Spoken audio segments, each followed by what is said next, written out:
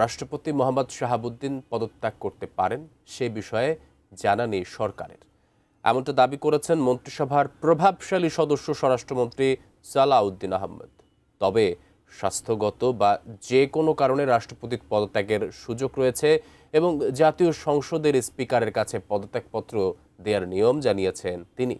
আরিফ জামালের রিপোর্টে বিস্তারিত। 2024 সালে আওয়ামী লীগ সরকারের পতনের পরই তাদের নিয়োগ করা রাষ্ট্রপতি মোহাম্মদ শাহাবুদ্দিনকে সরিয়ে দেওয়ার জোর দাবি ওঠে বিভিন্ন মহল থেকে। পরে ক্ষমতাচ্যুত পলাতক প্রধানমন্ত্রী শেখ হাসিনার পদত্যাগপত্র না থাকার বিষয়ে মন্তব্য করে অন্তর্বর্তী সরকারের রোষানলে পড়েন তিনি। যদিও নানামুখী বাস্তবতায় সেই যাত্রায়ও টিকে যান তিনি। মেয়েদের জন্য হঠাৎ করেই আবারও আলোচনায় রাষ্ট্রপতি মোহাম্মদ শাহাবুদ্দিন। বিভিন্ন সূত্রে এবারের খবর, খুব শিগগিরই পদত্যাগ করতে পারেন তিনি।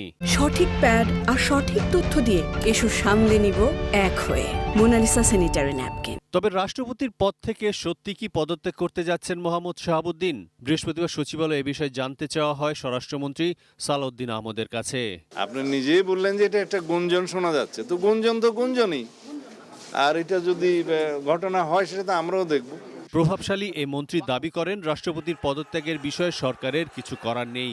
বিষয়টি সম্পর্কে গণমাধ্যমেই জেনেছেন তিনি। তবে রাষ্ট্রপতি কোন প্রক্রিয়ায় পদত্যাগ করতে পারেন তা জানান স্বরাষ্ট্রমন্ত্রী। এটা সরকারকে জানানোর কথা না। যদি মহামান্য রাষ্ট্রপতি স্বাস্থ্যগত কারণে হোক, যে কোনো কারণে হোক পদত্যাগ করতে চান, সেই অপশন তো ওনারা আছে।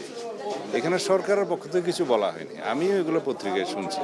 আর তিনি যদি পদত্যাগ করতে চান, সাংবিধানিকভাবে সেটা মাননীয় স্পিকার বরাবর পদত্যাগপত্র দিতে হয়, এইটুকু নিয়ম আছে। মোহাম্মদ শাহাবুদ্দিন পদত্যাগ করলে পরবর্তী রাষ্ট্রপতি কে হতে পারেন জানতে অপেক্ষা করতে বলেন স্বরাষ্ট্রমন্ত্রী।